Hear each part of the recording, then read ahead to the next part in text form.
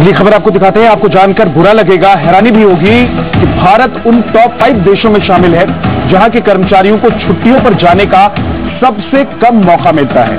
काम के बोझ से थक जाने के बाद छुट्टी या फिर वेकेशन पर जाना सेहत के लिए बहुत अच्छा होता है, लेकिन क्या आप जानते हैं कि भारत पूरी दुनिया में छुट्टियों के मामले में 5वां सबसे वंचित देश है।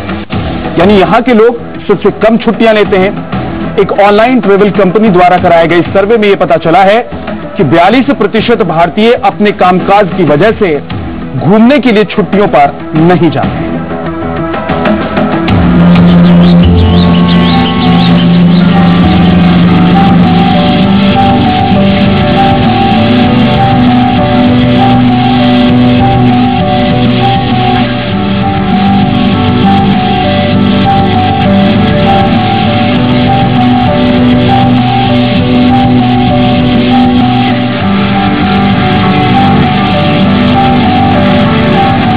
भारत में आपको ऐसे बहुत लोग मिल जाएंगे जो छुट्टी मांगने के लिए बहानों की लिस्ट अपने दिमाग में तैयार रखते हैं। तबीयत खराब होने वाले सामान्य से बहाने लेकर भतीजे का मुंडन और रिश्तेदारों की शादी बहुत कुछ है। बस बॉस के मूड और आसपास का माहौल देखकर कब कौन बहाना काम करेगा ये तय करना है। इतना सब कुछ होने के बाद भी भारतीय छुट्टी लेने में बहुत पीछे हैं।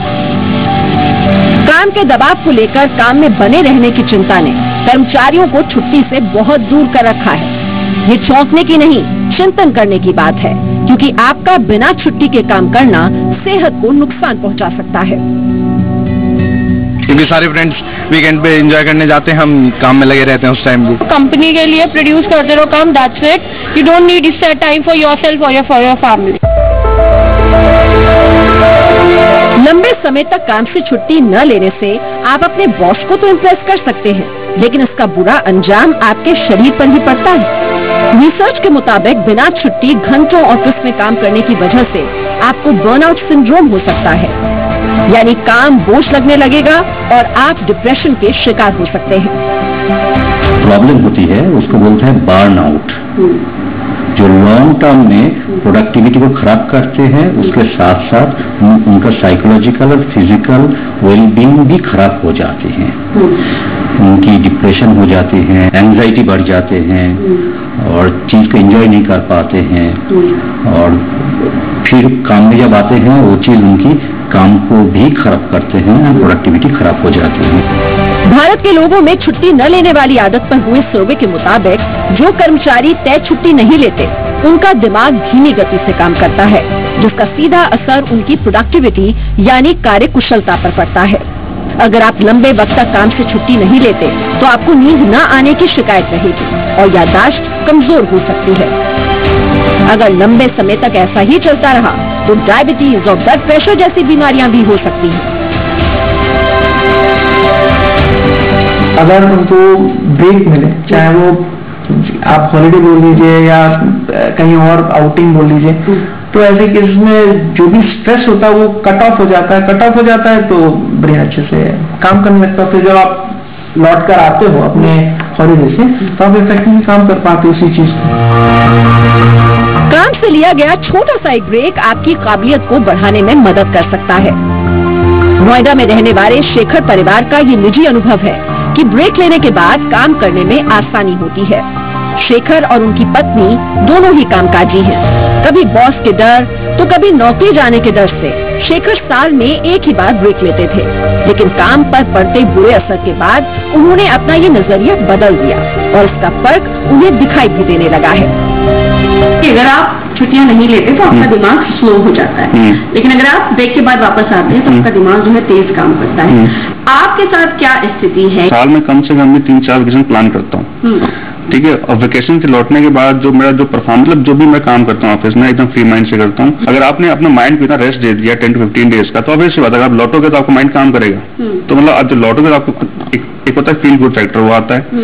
आपको चीजें एकदम नई लगती है, जहाँ बैठे हो आप स्टेशन में सब कुछ आपको नया लगता है, एकदम नया फील होता है, लगता है कि मैं सब कुछ काम अपना जीरो से स्टार्ट कर रहा हूँ। People do not take leaves because it is necessary, they take leaves when it is just a question of life and death, या फिर कुछ अनएस्केपेबल सिचुएशन हो गई है। छुट्टी मांगने में संकोच होने के अलावा बॉस को नाराज करने का डर भी लोगों को हॉलिडे से दूर कर देता है। इसके अलावा कई लोगों को इस बात की भी चिंता है कि छुट्टी लेकर करेंगे क्या, यानी छुट्टियों को मैनेज कैसे किया जाए। इंडिया का मैं आपको एग्जाम्पल दूं, कई एयरलाइंस का और कई कंपनियों का 1 मई की छुट्टी होती है, नेशनल डे, ठीक है ना।